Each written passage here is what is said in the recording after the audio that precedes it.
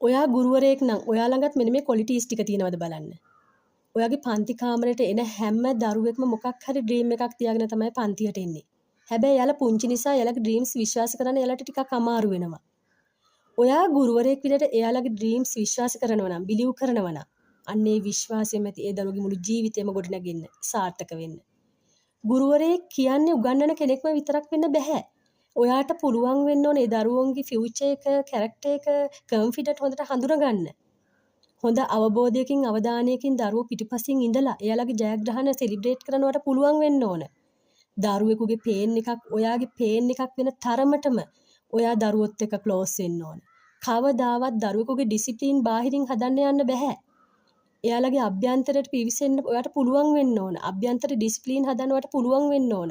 ගමේ පාසලට දුප්පත් පාසලකට යන දරුවා රබර් සෙරප්පු දෙකක් දාගෙන පරණ ඇඳුමක් ඇඳගෙන එයා දන්නව ගුරුවරයාට කොහොමද සලකන්නේ? කොහොමද ලස්සනට කතා කරන්නේ කියලා. එයා අභ්‍යන්තර ඩිසිප්ලින් හොඳට අදාගෙන තියෙන්නේ. හැබැයි නගරේ පාසලට යන ලස්සනට ඇඳුමක් ඇඳගෙන ලස්සන සපත්තු දාගෙන අලුත් සපත්තු දාගෙන යන දරුවා දන්නේ නැහැ ගුරුවරයාට කොහොමද සලකන්නේ? ගුරුවරයාට කොහොමද කතා කරන්නේ කියලා. එයා එයාගේ ඩිසිප්ලින් අභ්‍යන්තරින් හදාගෙන නැහැ. දරුවෙකුගේ අභ්‍යන්තර ඩිසිප්ලින් හදන්න පුළුවන් නම් අපිට ඉබේට මේ දරුවගේ බාහිරින් ඩිසිප්ලින් පෙනේවි. ඔයාගේ ජොබ් එක එන්ඩ් වෙනවා ෂිෆ්ට් එක ඉවර වෙනකොට. හැබැයි ඔයාගේ හදවතේ ගුරුවරයා කියන ස්විච් එක කවදාවත් ඕෆ් කරන්න යන්න එපා. එනි ටයිම් තියාගන්න. ඔයාට ටයර්ඩ් නම් ඔයා අන්ඇප්‍රීෂিয়েට් කරනවා නම් කවුරු හරි you are chosen for this.